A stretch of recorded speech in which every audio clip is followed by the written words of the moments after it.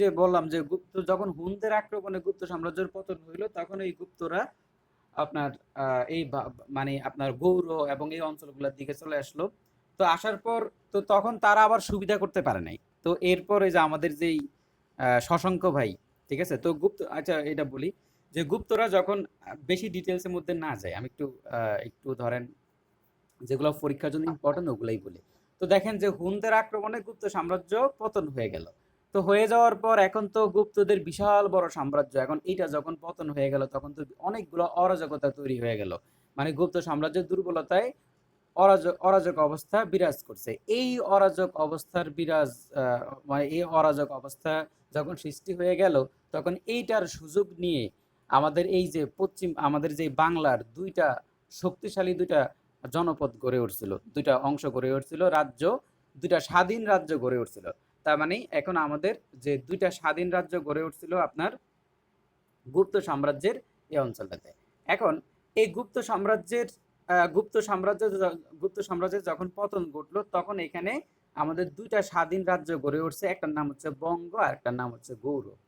তো যখন এই অরাজকতা তৈরি হইল, তখন আমাদের এই যে শশাঙ্ক ভাই, ঠিক আছে, এই যে এখানকার রাজা শশাঙ্ক, তো সে ছিল আবার আপনার গুপ্ত রাজা মহাসেন গুপ্তের একজন সামন্ত রাজা মানে হচ্ছে, ধরেন যে গুপ্ত তো বিশাল বড় সাম্রাজ্য, ধরেন এখনকার ডিসির মতো যে বিশাল বড় একটা সাম্রাজ্য। তো বললো যে এই তুমি এই অঞ্চলটা শাসন করো আর খাজনা ফাজনা আমাকে দিও, ঠিক আছে? তো এরকম একজন সামন্ত রাজা ছিল এই শশাঙ্ক। তো যখন দেখলো যে গুপ্ত সাম্রাজ্যের পতন হয়ে গেছে, চতুর্দিকে সবাই মারামারি কাটাকাটি করতেছে, তখন এবার শশাঙ্ক ভাই বললো যে এই সমস্যা নেই, তোমরা সবাই মারামারি বাদ দাও, বাদ দিয়ে আসো, এই সবাই মিলে বসো, গোল টেবিলে বসো, আমরা কি একসাথে দেখি যে এই অরাজকতা পরিস্থিতি মানে বিমোচন করা যায় কিনা। তখন সে এই প্রাচীন বাংলার তিনটা জনপদকে একত্রিত করলো। একত্রিত কইরা এবার সে ধরেন চেয়ার একটা পাইতা ঠিক বসে গেল সিংহাসনে, বৈশা বলল আমি হচ্ছি বাংলার সার্বভৌম শাসক। তার মানে খুবই গুরুত্বপূর্ণ সে। মুরাদ ভাই, হ্যাঁ বলেন। লাইট কি চেঞ্জ করছেন? হ্যাঁ, স্লাইড চেঞ্জ করছি। আমাদের এখানে হয় নাই ভাই। ও আচ্ছা, তাহলে আবার স্লাইডটা নিয়ে আসি।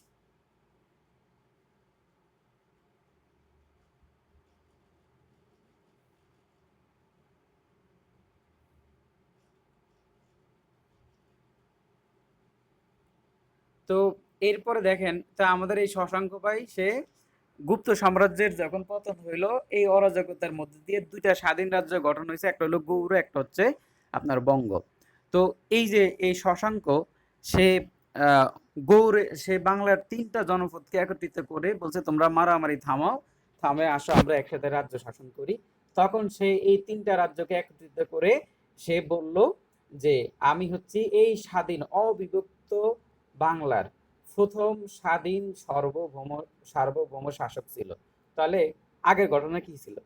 আগে এই যে আমরা মৌর্য সাম্রাজ্য, গুপ্ত সাম্রাজ্য, ওদের অধীনে ছিল বাংলা। মানে ওই যে পুণ্ড্রবর্ধন বা মহাস্থানগড় আমরা যেটা বলি, সেটা ছিল বাংলার রাজধানী। পুণ্ড জনপদের যে পুণ্ডনগর, সেটা ছিল বাংলার রাজধানী। আর এই রাজধানী ছিল আপনার গুপ্ত এবং মৌর্যদের কদর রাজ্য, মানে তাদের কথা মতো চলতো, তাদের অধীনে ছিল।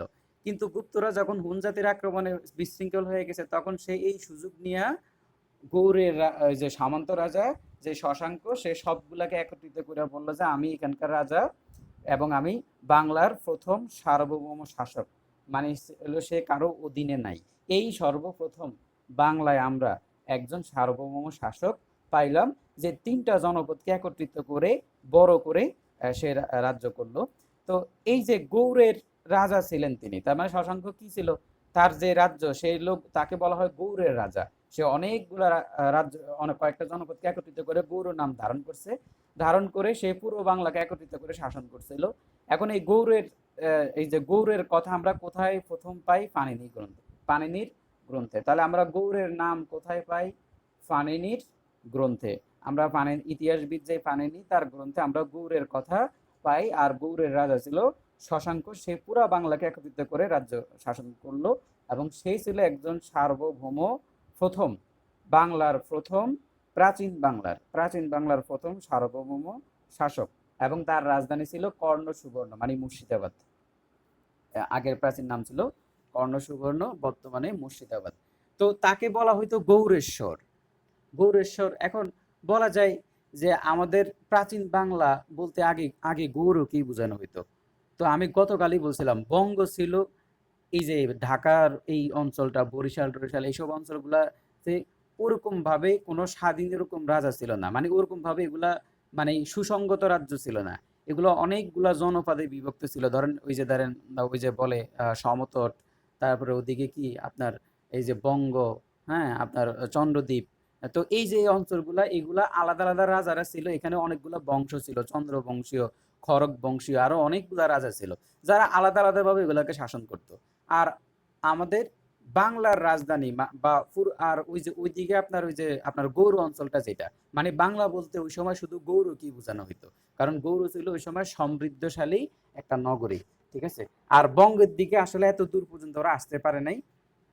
তো বলা যায় যে বঙ্গ এদিকে স্বাধীন, ওই যে বলা যায় যে দুটা স্বাধীন রাজ্য গঠন হয়েছে না, একটা হলো বঙ্গ আর একটা হচ্ছে গৌড়। ওই গৌড়ের রাজা ছিল রাজা শশাঙ্ক। আর এখানে বঙ্গের আলাদা ইতিহাস, তবে সেই ইতিহাসটা অতটা বেশি প্রসিদ্ধ না। এখানে এক এক রাজবংশ এক এক ভাবে শাসন করে গেছে, এই জন্য এগুলো আমাদের মানে পড়ার মধ্যে এখানে টপিকের মধ্যে আনে নাই। কিন্তু আপনি সমাজ বই, যে আমাদের আগের যে বাংলাদেশের ইতিহাসের যেই বইটা ছিল সেখানে আবার আছে এগুলা। তো সেখানে এখানে বলা হচ্ছে যে এখানে আমাদের কতগুলো রাজবংশ ছিল। তো সেই রাজবংশগুলি যে যেমন খড়গ বংশ, বুঝছেন, খড়গ বংশ, দেব বংশ, কান্তি দেবের রাজ্য, তারপর হচ্ছে চন্দ্রদেব, ওই যে রাজা চৌলক্য চন্দ্র থেকে যে চন্দ্রদ্বীপ আসছে, এবং বর্ম বংশ, এগুলা সবগুলা ছিল আপনার পূর্ব মানে বঙ্গের শাসনকর্তা। ওরা সবাই ছিল বঙ্গ সমতট এইসব রাজ্যের শাসনকর্তা। কিন্তু গৌড়ের যে স্বাধীন রাজ্য, যে গৌড় যেটা আমরা পড়ি এখন, সেইটাই সেখানকার স্বাধীন রাজা ছিল গৌড়েশ্বর নাম ধারণকারী এই বাংলার রাজা। তো তারা ছিল মূলত আসলে পশ্চিমবঙ্গের, বুঝছেন, কি তার মানে তারা ছিল আসলে মূলত মানে পশ্চিম বাংলার শাসক ছিল। কিন্তু তারা কি করতো, নিজেদেরকে গৌড়ের শাসক হিসেবেই পরিচয় দিত। এই জন্যই গৌড়টা এত বেশি পরিমাণে আপনার ভাইটাল হয়ে গেছে। তো তারা আসলে পশ্চিমবঙ্গের শাসক ছিল, কিন্তু তারা নিজেদেরকে কি বলতো, যে গৌড়েশ্বর উপাধি ধারণ করতো। ঠিক আছে, এই জন্যই আমাদের গৌড়টা এত বেশি ওই সময় প্রসিদ্ধ হয়ে গেছিল বঙ্গের তুলনায়। আর বঙ্গেতে যারা যারা ছিল ওদের রাজবংশগুলো আমরা পড়ি না, আমাদের বিসিএস এর সিলেবাস এটা নাই। খড়গ দেব এবং কান্তি দেব, চন্দ্রদেব বংশ, বর্ম বংশ, ঠিক আছে, এগুলা নিয়ে খুব একটা বেশি করে ইতিহাস লেখা হয় না। এগুলা আমাদের এখন জানার দরকার নেই, ওগুলো আমরা জনপদ হিসেবেই পড়ি। কিন্তু গৌড় ছিল বাংলার কয়েকটা জনপদকে একত্রিত করে একটা অঞ্চল। তো এরপরে দেখেন, তো রাজা শশাঙ্ক নিয়ে আমরা বলতেছি। রাজা শশাঙ্কের রাজধানী ছিল আপনার কর্ণ সুবর্ণ, আর তাকে গৌড়েশ্বর বলা হতো। তো গৌড়ের প্রথম কথা পাওয়া যায় ইতিহাসবিদ পাণিনির গ্রন্থে। তাহলে এখন আমি আপনাদেরকে একটা প্রশ্ন করি, বলেন তো যে বঙ্গের কথা প্রথম কোথায় পাওয়া যায়, কোন জায়গায় শোনা যায়, মানে সর্বপ্রথম? ঐতরেয় আরণ্যক। হ্যাঁ, ঋগ্বেদের ঐতরীয় আরণ্যক গ্রন্থে আমরা বঙ্গের কথা পাই। এটা থ্যাংক ইউ। তো এরপর আপনারা খুব ভালো পারেন দেখা যাচ্ছে। তো এরপরে আমরা দেখব যে রাজা শশাঙ্ক নিয়ে, যে প্রাচীন বাংলার ৩টি জনপদকে একত্রিত করে সে গৌড়ের নাম দেন শশাঙ্ক। 594 খ্রিস্টাব্দে তিনি গৌড় রাজ্য শাসন প্রতিষ্ঠা করে। 594 খ্রিস্টাব্দে সে গৌড় রাজ্য, স্বাধীন গৌড় রাজ্য প্রতিষ্ঠা করছে। গৌড় রাজ্যের শক্তিশালী ও স্বাধীন রাজ্যের রাজা ছিল শশাঙ্ক, অবিভক্ত বাংলার প্রথম স্বাধীন ও সার্বভৌম রাজা। তাহলে অবিভক্ত বাংলার প্রথম এবং স্বাধীন সার্বভৌম রাজা ছিল আপনাদের এই গৌড়। তো এখন মানে সরি, এটা হলো শশাঙ্ক। শশাঙ্কের উপাধি ছিল সে একজন মহা সামন্ত, মানে সামন্ত রাজা ছিল সে। আর শশাঙ্কের রাজধানী ছিল কর্ণসুবর্ণ, বর্তমান মুর্শিদাবাদ। তো এরপর এই যে কর্ণের সাথে সরি শশাঙ্কর সাথে একজন রাজা গুরুত্বপূর্ণ, তার নাম হলো হর্ষবর্ধন। এই হর্ষবর্ধন সম্বন্ধে আমাদের একটু ডিটেলস জানা দরকার, যেগুলো আমাদের বইগুলোতে বা সিলেবাসে খুব একটা নাই। তবে হর্ষবর্ধনকে আপনি দেখবেন যে বিভিন্ন সময় হর্ষবর্ধন নিয়ে আমাদের পড়াশোনা করতে হয়। তো গৌড় তো আপনার গৌড়ের রাজধানী ছিল আপনার মুর্শিদাবাদ, মানে কি বলে কর্ণ সুবর্ণ। তো ওই সময় গৌড়ের কাছাকাছি একটা রাজ্য ছিল যার নাম ছিল, হর্ষবর্ধনের কাহিনী আমি বলতেছি, তো তার নাম ছিল পুষ্যবতী রাজ্য। এই পুষ্যবতী রাজ্যের এবং আরেকটা ছিল আপনার মুখরী রাজ্য। তাহলে পশুপতি রাজ্যের অধীনে ছিল থানেশ্বর, মানে পশুপতি রাজবংশ, সরি, পশুপতি হলো রাজবংশ, এর অধীনে ছিল থানেশ্বর। আর মুখরী একটা রাজবংশ, তার অধীনে ছিল কৌনজ। এই যে মুখরী যারা, ওদের সাথে আমাদের যে গুপ্ত রাজা, গুপ্ত সাম্রাজ্য, এই গুপ্ত সাম্রাজ্যের একটা যুদ্ধ বিগ্রহ সবসময় লাগেই থাকতো মুখরীদের সাথে। তো এই যে পুষ্যবতী রাজ্যের রাজা রাজবংশ আর হলো মুখরী রাজবংশ, এরা পরস্পরের মধ্যে আত্মীয়তা বন্ধনে আবদ্ধ হয়ে একজন একজনের ছেলে মেয়েকে বিয়ে শাদী দেয়। তো এই যে এখানের যে আমাদের যে শশাঙ্ক ভাই, সে কি করলো যে ওখানে আমাদের যে পশুপতি রাজ্যের মানে এই যে মকরিদেরকে সে আক্রমণ করলো। আক্রমণ করে সে যখন বন্দি করে ফেললো, এখন এই যে মুখরি আর হলো থানেশ্বর, এই দুইটা রাজবংশ পরস্পরের সাথে কি ছিল, বন্ধুত্ব ছিল, মানে আত্মীয়তা ছিল। এই দুইজনে মিলে শশাঙ্ককে দৌড়ান মারছে। এখন এই যে মুখরি যে রাজবংশের, পুষ্যবতী রাজবংশের রাজা ছিল আপনার হর্ষবর্ধন, বুঝছেন?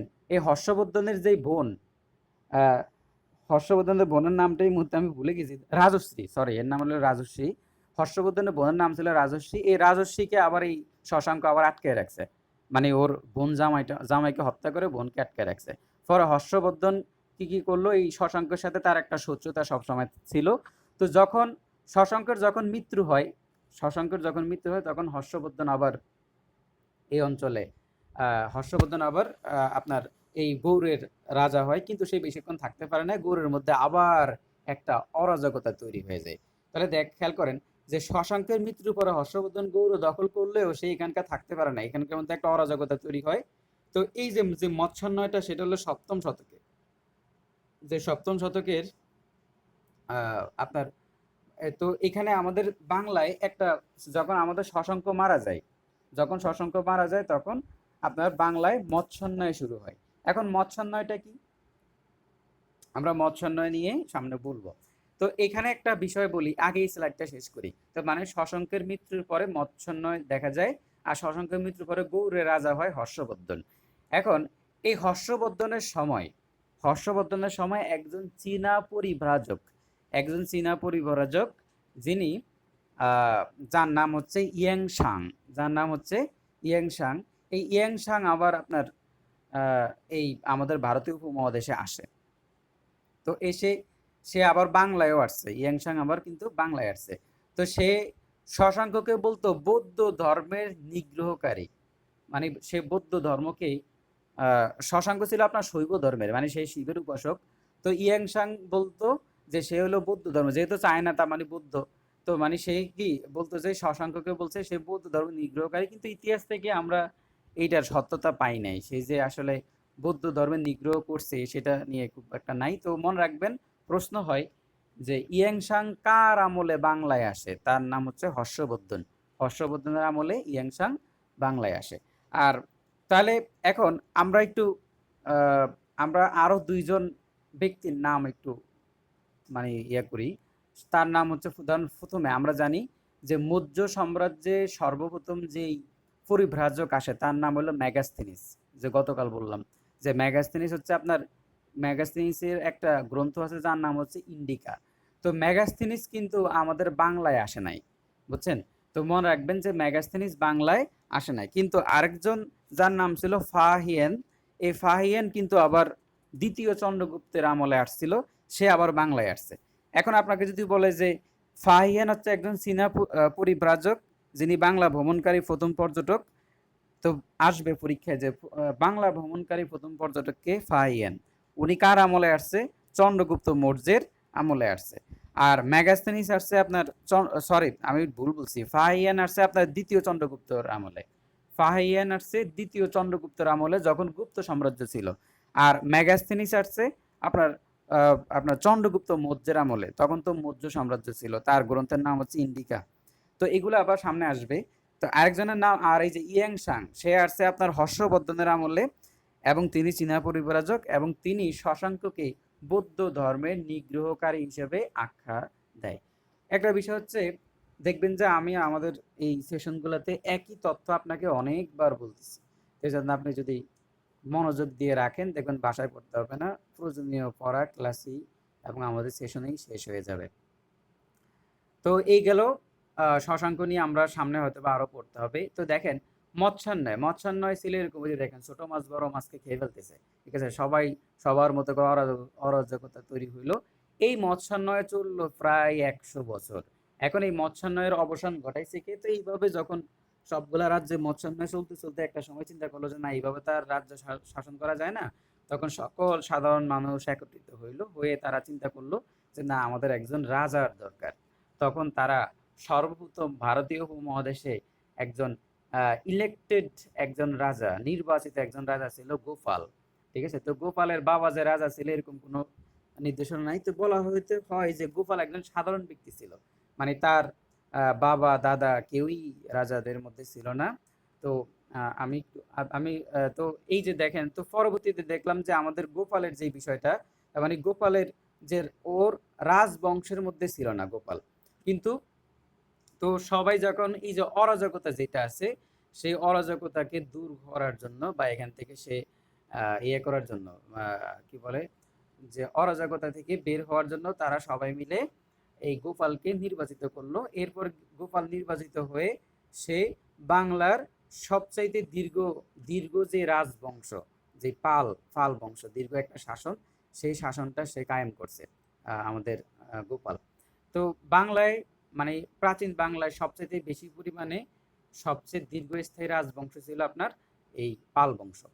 তো মৎস্যান্বয়ের জন্য যে অরাজকতা তৈরি হইলো এটা তো প্রায় ১০০ বছর ধরে অরাজকতার ঘটলো। তো এরপরে মৎস্যান্বয়ের সময়টা ছিল আপনার সপ্তম থেকে অষ্টম শতক। মানে শশাঙ্ক যখন মারা যায় ৬৩৭ থেকে ৭৫০ প্রায় ১০০ বছর এখানে আইন শৃঙ্খলার অবনতি অরাজকতা এবং বিশৃঙ্খলতা চলছিল। তো অষ্টাদশ শতকের মাঝামাঝিতে এই যে আমাদের যে গোপাল এই গোপালকে এনে রাজ সিংহাসনে বসায়। তো মৎস্যান্বয়ের সূত্রপাত হয় আপনার শশাঙ্কের মৃত্যুর পরে। মৎস্যান্বয় ঘটে তাম্রপাল আমলে, মানে যেখানে তামার পাত্রে বিভিন্ন খোদাই করা হতো সেই নির্দেশনাগুলা। অবসান ঘটে রাজা গোপাল রাজবংশ প্রতিষ্ঠার মাধ্যমে। এবার আমরা শুরু করব পাল বংশ। তো গোপাল হচ্ছে প্রথম গণতান্ত্রিক শাসক বা পাল বংশের প্রতিষ্ঠাতা, আমাদের বাংলার প্রথম গণতান্ত্রিক শাসক। পাল বংশ সবচেয়ে বেশি সময় শাসন করা একটা বংশ, যারা প্রায় ৪০০ বছর বাংলা শাসন করছে। তো পাল রাজারা ছিল আপনার বৌদ্ধ ধর্মাবলম্বী এবং তাদের যে শ্রেষ্ঠ শাসক সে ছিল ধর্মপাল। ধর্মপালকে বলা হয় শ্রেষ্ঠ শাসক। সে সোমপুর বিহার নির্মাণ করে। আর বলা হয় পাল রাজারা ছিল বরেন্দ্র অঞ্চলের আমাদের দেশীয় রাজা, মানে এই যে পুণ্ড বরেন্দ্র অঞ্চলের দেশীয় রাজা। দেখবেন যত বিহার টিহার সব ওইদিকেই পুণ্ড অঞ্চল, মানে আপনার নওগাঁ বগুড়া এসব অঞ্চলগুলোতে। তো ধর্মপাল হলো আপনার শ্রেষ্ঠ শাসক, সোমপুর বিহার নির্মাণ করে। আর মানে বলা যায় উপমহাদেশের সবচেয়ে বড় বিহার হলো সোমপুর বিহার, আর সবচেয়ে প্রাচীন বিহার হলো সীতাকোট বিহার। তো ধর্মপাল হচ্ছে শ্রেষ্ঠ শাসক বা সোমপুর বিহার নির্মাণ করে উনি। বরেন্দ্র বিদ্রোহ তার আমলে, মানে আমাদের বরেন্দ্র বিদ্রোহ হয় পাল রাজা দ্বিতীয় মহিপালের সময়। এখন বরেন্দ্র বিদ্রোহ কি? বরেন্দ্র বিদ্রোহ যে কৈবর্ত বিদ্রোহ বলে, মানে এগুলা নিয়ে আমরা সামনে কথা বলবো। আমরা মানে এটা হলো একটা ওপেনিং স্লাইড আর এখানে গুরুত্বপূর্ণ জিনিসটা বলা আছে যে বরেন্দ্র বিদ্রোহটা আপনার দ্বিতীয় মহিপালের সময় হয় আর শ্রেষ্ঠ শাসক হচ্ছে সোমপুর বিহার। এই দুটা খুব গুরুত্বপূর্ণ তথ্যের জন্য প্রথমেই দেওয়া আছে। এবার আমরা পড়বো পাল বংশের শ্রেষ্ঠ শাসক। তাহলে পাল বংশের প্রতিষ্ঠাতা কে? গোপাল। শ্রেষ্ঠ শাসক হচ্ছে ধর্মপাল। গোপালের মৃত্যুর পর তার ছেলে হচ্ছে ধর্মপাল, মানে রাজ সিংহাসনে বসেন।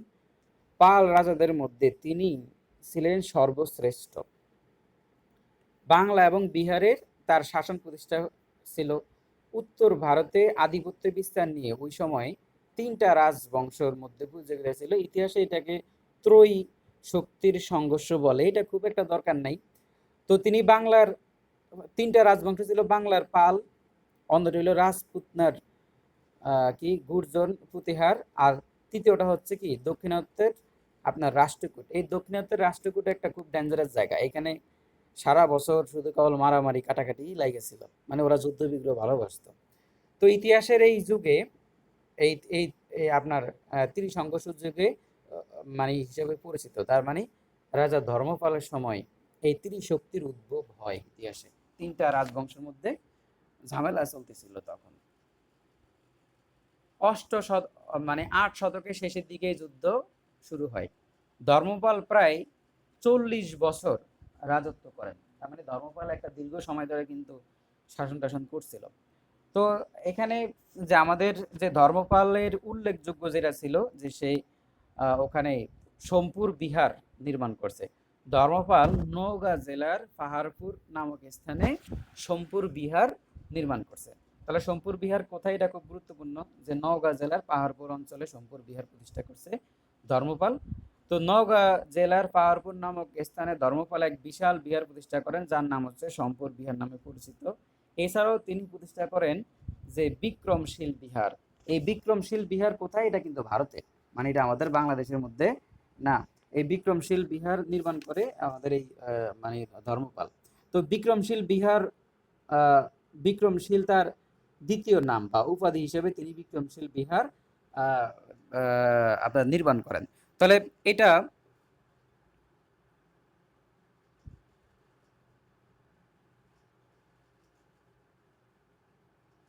তো এখানে নালন্দা বিশ্ববিদ্যালয় যেমন আপনার সারা ভারতে বা সারা বিশ্বে একটা মানে কি বলা যায় যে পরিচিতি লাভ করছে, এখানে বিক্রমশীল বিহারও খুব একটা প্রসিদ্ধ একটা বিহার ছিল। তো আর নওগাঁর জেলার পাহাড়পুরে যেই ধর্মপাল যে বিশাল বিহার প্রতিষ্ঠা করছে তার নাম হচ্ছে সোমপুর বিহার। এটা ইউনেস্কো আপনার ওয়ার্ল্ড হেরিটেজ নামে একটা ওয়ার্ল্ড হেরিটেজ বলছে, এটা সেটা বলছে 1985 সালে এটাকে ওয়ার্ল্ড হেরিটেজ বলছে। এটা এগুলা নিয়ে আমাদের সামনে আরো কথা আছে, মানে এগুলা নিয়ে একদম আলাদা আলাদাভাবে স্লাইড আছে। তো দেখেন এরপরে আমরা দেখব যে দেবপালকে নিয়ে। তো ধর্মপালকে কেন শ্রেষ্ঠ শাসক বলা হয়, কারণ হচ্ছে ধর্মপাল ছিল একজন সেকুলার ভিত্তিক, মানে তার আমলে সে কাউকে নিগ্রহ করে নাই, সবাইকে সে মানে ধর্মকর্ম পালন করতে দিছে। তার নিজের ধর্ম ছিল বৌদ্ধ, কিন্তু সে ধর্ম নিয়ে বাড়াবাড়ি করে নাই।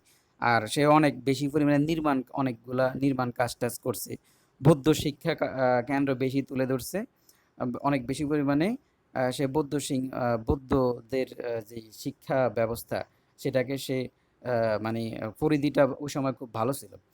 তো এরপরে তার পরে যে তার ছেলে নাম হলো দেবপাল, দেবপাল হলো তার ছেলে, সেও তার বাবার মতোই একজন বিখ্যাত শাসক ছিল। ধর্মপালের মৃত্যুর তার পুত্র দেবপাল সিংহাসন লাভ করে। তো দেবপালের সবচাইতে গুরুত্বপূর্ণ যে কাজটা সেটা হচ্ছে নালন্দা বিশ্ববিদ্যালয়ের পৃষ্ঠপোষকতা দান করছে। এখন প্রশ্ন হইতে পারে যে নালন্দা বিশ্ববিদ্যালয়টা তৈরি করছে কারা, এটা হলো গুপ্তরা তৈরি করছে। গুপ্ত সাম্রাজ্যের সময় নালন্দা বিশ্ববিদ্যালয় তৈরি হয়েছিল, কিন্তু ওইটা ওই সময় খুব বেশি প্রসিদ্ধ হয় নাই, মানে বিশ্ববিদ্যালয় তৈরি হইলো ওইটা খুব একটা বেশি পরিমাণে ছড়ায় ছিটায় যায় নাই। তো কিন্তু দেবপাল সে আবার খুব বেশি পরিমাণে আপনার শিক্ষা অনুরাগী ছিল। সে নালন্দা বিশ্ববিদ্যালয়ের পৃষ্ঠপোষকতা দান করে সমগ্র এশিয়ায় এটা বৌদ্ধ সংস্কৃতির প্রধান কি প্রাণকেন্দ্র হিসেবে গড়ে উঠছে। তো এই বৌদ্ধ শাস্ত্রে পারদর্শী ইন্দ্রগুপ্ত নামে ব্রাহ্মণকে তিনি নালন্দা বিশ্ববিদ্যালয়ে আচার্য রূপে নিযুক্ত করেন। তাহলে বৌদ্ধ শাস্ত্রে পারদর্শী ইন্দ্রগুপ্ত ব্রাহ্মণ সে ছিল এখানে এটার নালন্দা বিশ্ববিদ্যালয়ের আচার্য।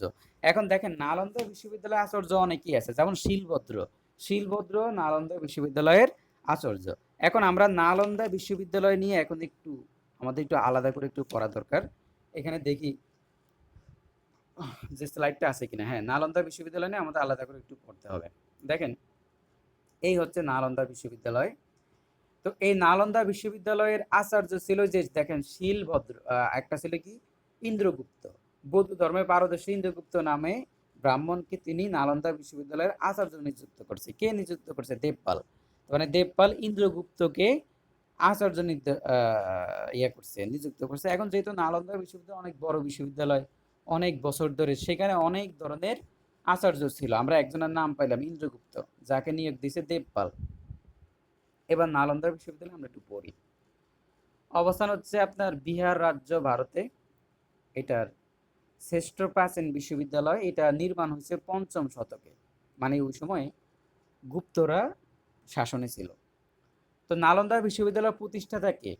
সেটা হচ্ছে কুমারগুপ্ত, মানে নির্মাণ করছে কুমারগুপ্ত। আর পৃষ্ঠপোষকতা মানে টাকা পয়সা, মানে হচ্ছে এটা পরে যখন নালন্দা বিশ্ববিদ্যালয়টাকে পুরা ভারতবর্ষে পুরা বিশ্বে যখন ছড়াই দিছিল বৌদ্ধ শিক্ষা কেন্দ্র হিসেবে, তখন এইটার পৃষ্ঠপোষকতা দান করছে আমাদের এই দেবপাল।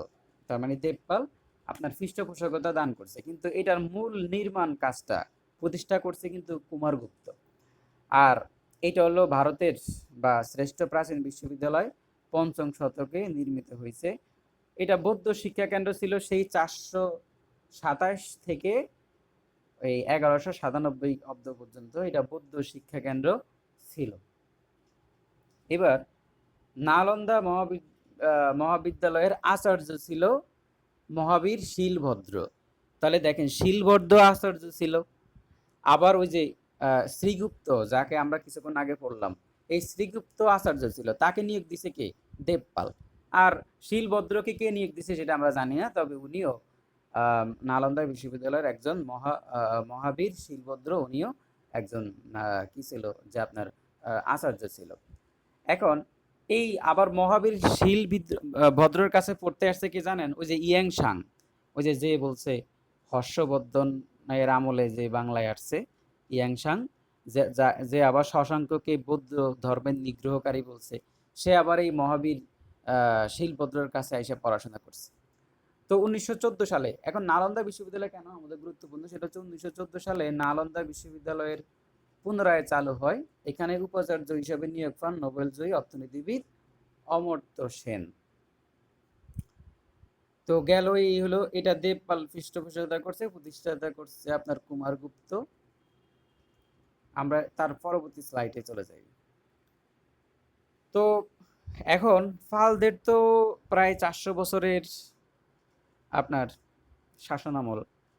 এখন এই ৪০০ বছরের মধ্যে তো অনেক রাজা আসছে, কেউ দুর্বল ছিল, কেউ আবার সবল ছিল। তো যারা দুর্বল ছিল তাদেরকে তো আমরা পড়ি না, তাই না? যারা সবল তাদেরকেই পড়ি। তো এর মাঝখানে অনেক উত্থান পতন ঘটছে। তো এর মধ্যে একজন রাজা, যার নাম হচ্ছে রাজা দ্বিতীয় মহিপাল। এই রাজা দ্বিতীয় মহিপাল ছিল আবার মানে চুলকানি বেশি এরই। সে বলল যে তোমরা মাছ মাংস খাইতে পারবে না, মাছ মাংস নিষিদ্ধ করে দিল, কারণ বৌদ্ধ ধর্ম তো জীব হত্যা মহাপাপ। এখন এর আগে যারা বৌদ্ধ রাজারা ছিল তারা এই ধরনের কথাবার্তা বলে নাই।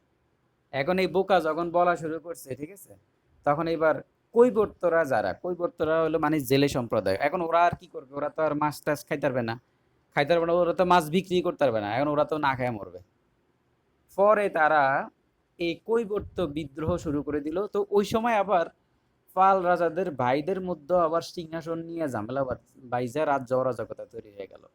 তার মানে নতুন একটা ইস্যু তৈরি হইলো। প্লাস আবার কৈবর্তরা সবাই মিলে একজন রাজ কর্মচারী দিব্যের নেতৃত্বে, দিব্য তার নেতৃত্বে একটা বিদ্রোহ গঠন হইল। সেই বিদ্রোহকে ইতিহাসে কৈবর্ত বিদ্রোহ বা বরেন্দ্র বিদ্রোহ নামে পরিচিত। বরেন্দ্র অঞ্চল, এই জন্য বরেন্দ্র বিদ্রোহ। এটাই বলছে যে যেমন রাজা দ্বিতীয় মহিপালের আমলে আপনার মাছ ভক্ষণের কারণে কৈবর্ত সম্প্রদায়ের মানুষের উপর নির্যাতন চালানো হয়। পাল বংশের উত্তরাধিকারী নিয়ে দেখা দেয় মানে ভ্রাতৃত্ব কোলাহল, ফলে রাজ্যে অরাজকতা সৃষ্টি হয়। এই অরাজকতা থেকে রক্ষা করার জন্য ১০৮০ খ্রিস্টাব্দে পাল কর্মচারী দৈব্যের নেতৃত্বে কৈবর্ত জেলে সম্প্রদায়ের মানুষ পাল রাজাদের বিরুদ্ধে একটা বিদ্রোহ করে, ইতিহাসে যেটা বরেন্দ্র বিদ্রোহ বা কৈবর্ত বিদ্রোহ নামে পরিচিত।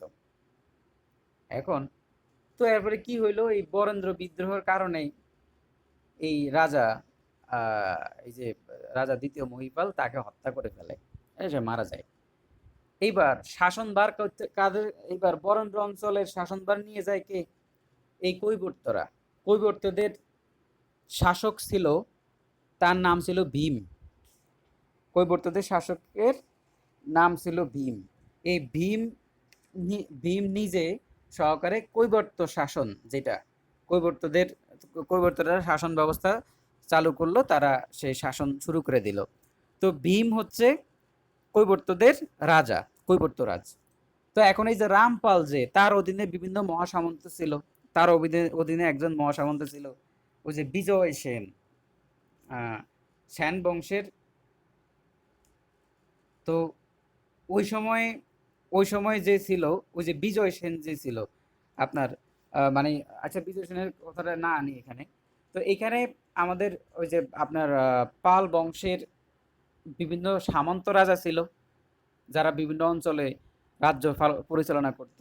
তো এই রামপাল সে সামন্ত রাজাদের সহযোগিতা নিয়ে এই যে কৈবর্তদের যে নেতা ভীম, এই ভীমকে সে পরাজিত করলো।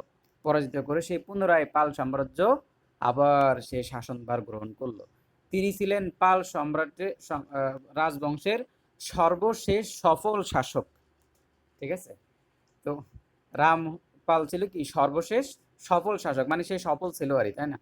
তো এখন মানে সে তো ওই যে বিদ্রোহ দমন করে মানে কৈবর্তদের থেকে রাজ্য নিয়ে ফেলছে, নিয়ে সে সফল শাসক ছিল। তারপরে যেগুলা ছিল ওরা সফল ছিল না, মানে ওরা ছিল একটু বোকা থাকে, আর বললাম না, একটু বোকা বোকা টাইপের আর কি, ঠিক আছে?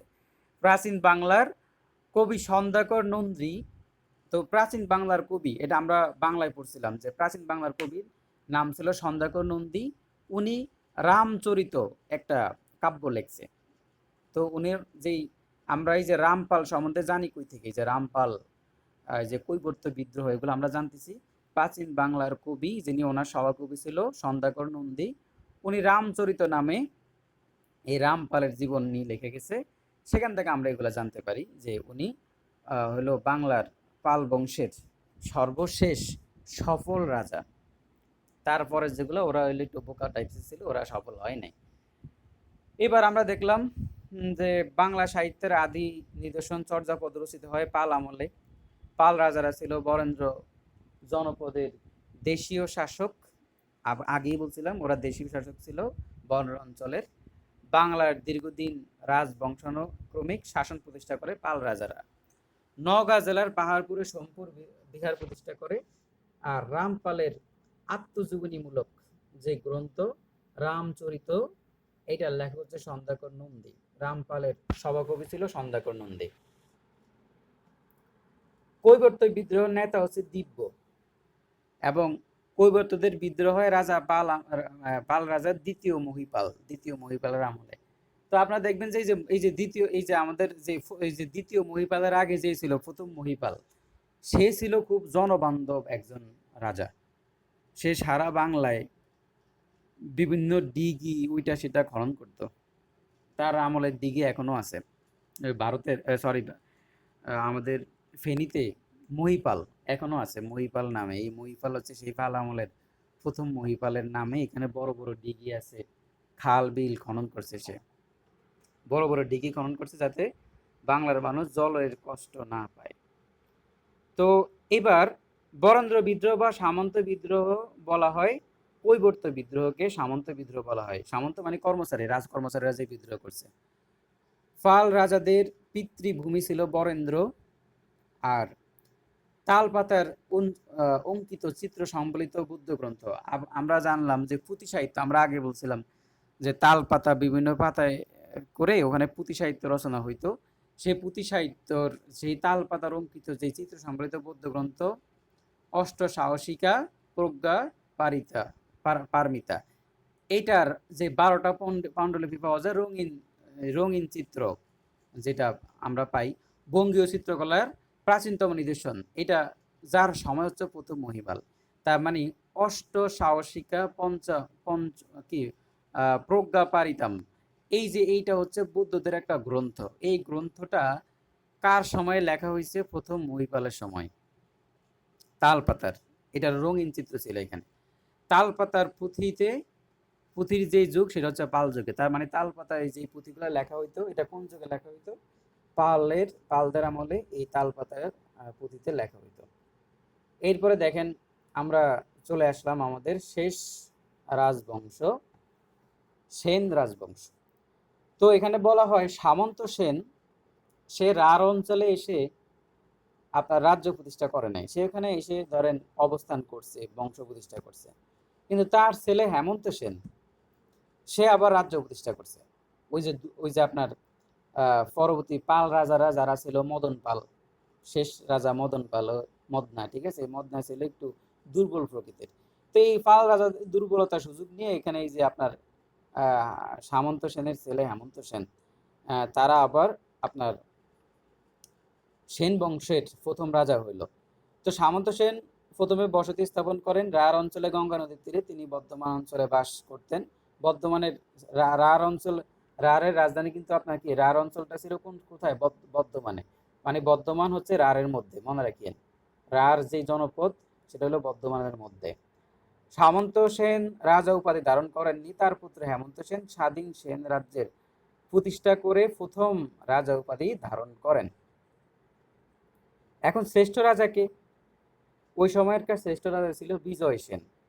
তো বিজয় সেন আবার মোটামুটি খুব বেশি পরিমাণে যুদ্ধ বিগ্রহ করে টোরে যে সেন যে সাম্রাজ্য, সেই সাম্রাজ্য অনেক বেশি পরিমাণে প্রতিষ্ঠা করছে, চতুর্দিকে সে রাজ্য ছড়াইয়া দিছে। এই জন্য তাকে শ্রেষ্ঠ সম্রাট, শ্রেষ্ঠ রাজা বলা হয়।